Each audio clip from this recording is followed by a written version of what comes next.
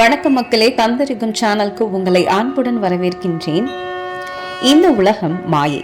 அந்த மாயையை ஆளும் கண்ணனை தூய மனதுடன் நினைத்தால் பாவம் நம்மை அணுகாது. ஆண்டாள் அருளிய திருப்பாவை 5ஆம் பாசுரம் விளக்கம் தான் இன்னைக்கு நம்ம பார்க்க போறோம். முதல்ல பாட்டோட வரிகளை நான் படிச்சிடுறேன். மாயனை மண்ணு வடமதுரை மைந்தனை தூய பெருநீர் யமுனை துறைவனை ஆயர் குலத்தினில் தோன்றும் அணி விளக்கை தாயை குடல் விளக்கம் செய்த தாமோதரனை தூயோமாய் வந்து நாம் தூமலர் தூவி தொழுது வாயினால் பாடி மனத்தினால் சிந்திக்க போய பிழையும் புகுத்தருவான் நின்றனவும் தீயினில் தூசாகும் செப்பேலோர் எம்பாவா. இந்த பாட்டோட அர்த்தங்கள் நம்ம பார்க்கலாம்.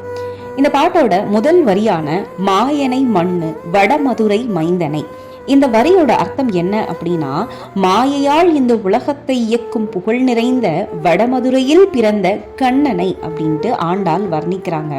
இதோட ஆன்மீக விளக்கம் என்னன்னா, இந்த உலகம் ஒரு மாயை. நாம் காண்பது அனுபவிப்பது எல்லாமே நிலையற்றது.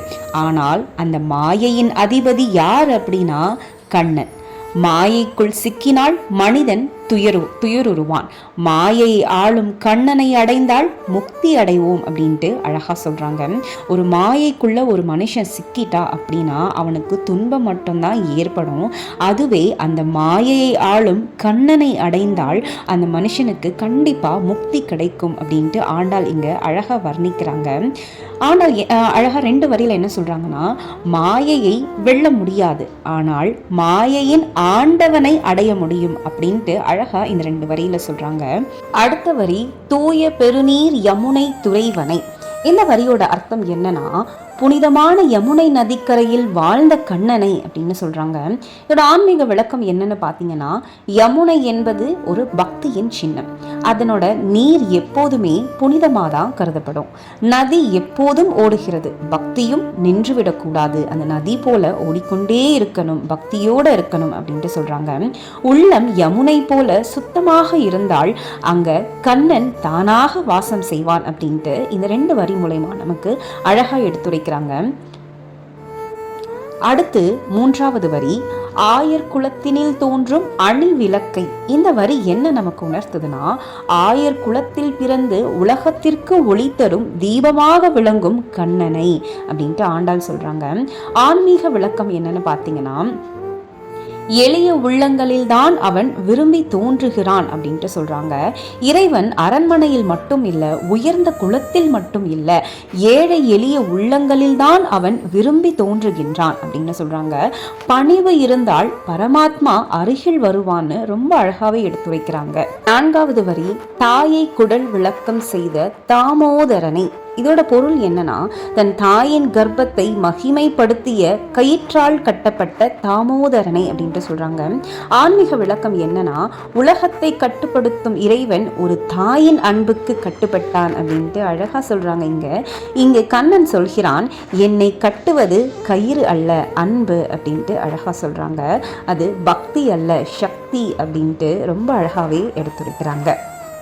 அடுத்து 5வது வரி தூயோமாய் வந்து நாம் தூமலர் தூவி தொழுது அப்படின்ட்டு சொல்றாங்க.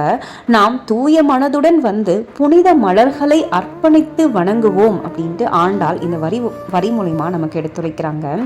பூஜையில முக்கியமானது பெரிய செலவு, வெளிப்புற ஆடம்பரம் அப்படின்ட்டு எதுவுமே இல்லை.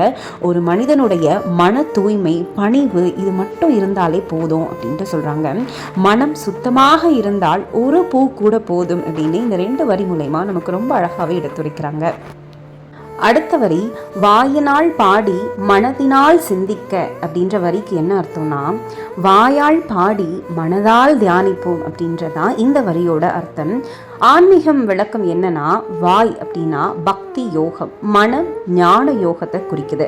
2மே சேர்ந்தால்தான் இங்க பக்தி முழுமையடையும் அப்படின்ட்டு சொல்றாங்க.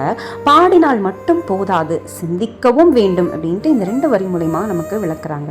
அடுத்த வரி போய பிழையும் புகுத்தருவான் நின்றனவும். இந்த வரியோட அர்த்தம் என்னன்னா, கடந்த பாவங்களும் எதிர்காலத்தில் வரவிருக்கும் பாவங்களும். இதோட ஆன்மீக விளக்கம், பெருமாள் கடந்த காலத்தை மட்டும் மன்னிப்பவர் அல்ல, எதிர்காலத்தையும் காக்கும் தெய்வம்ட்டு அழகா சொல்றாங்க. நாம் உண்மையாக அந்த பகவானை சரணடைந்தால் இனியும் பாவம் செய்யாமல் அவர் நம்மை இந்த உலகத்தில் காப்பார் அப்படின்ட்டு இந்த 2 வரி மூலமா நமக்கு ரொம்ப அழகாவே எடுத்துரைக்கிறாங்க. அடுத்து கடைசி வரி, தீயினில் தூசாகும் செப்பேலோர் எம்பாவாய். இந்த வரியோட அர்த்தம், இவை அனைத்தும் தீயில் விழுந்த தூசு போல் அழியும் அப்படின்றத அனைத்து மக்களும் உணர வேண்டும்ட்டு எழுச்சி பூர்வமாக சொல்கிறாங்க. இதோட ஆன்மீக முற்றம் என்னன்னா, கண்ணன் நினைவு அக்னி, பாவம்ன்றது தூசியை குறிக்குது. தீயில் தூசி எப்படி நிலைக்காதோ பக்தியில் பாவமும் நிலைக்காது அப்படின்ட்டு ரொம்ப அழகாவே சொல்றாங்க. வாயால் பாடி மனதால் சிந்தித்தால் கடந்ததும் வருவதுமான பாவம் தீயினில் விழுந்து தூசாகும். இதுவே ஆண்டாள் காட்டிய முக்தி பாதை. இந்த அர்த்தம் உங்களுக்கு ரொம்ப தெளிவாக புரிஞ்சிருக்கும்னு நினைக்கிறேன். இந்த பதிவு உங்களுக்கு பயனுள்ளதாக இருந்துச்சுன்னா லைக் பண்ணுங்கள், கமெண்ட் பண்ணுங்கள், மறக்காமல் இந்த வீடியோவை உங்கள் ஃப்ரெண்ட்ஸ் அண்ட் ஃபேமிலிக்கு ஷேர் பண்ணுங்கள். உங்களோட ஒவ்வொரு கமெண்ட்டுமே என்னை அடுத்த பதிவுக்கு ஊக்கம் கொடுத்துட்டே இருக்கும். நன்றி மக்களே, நன்றி.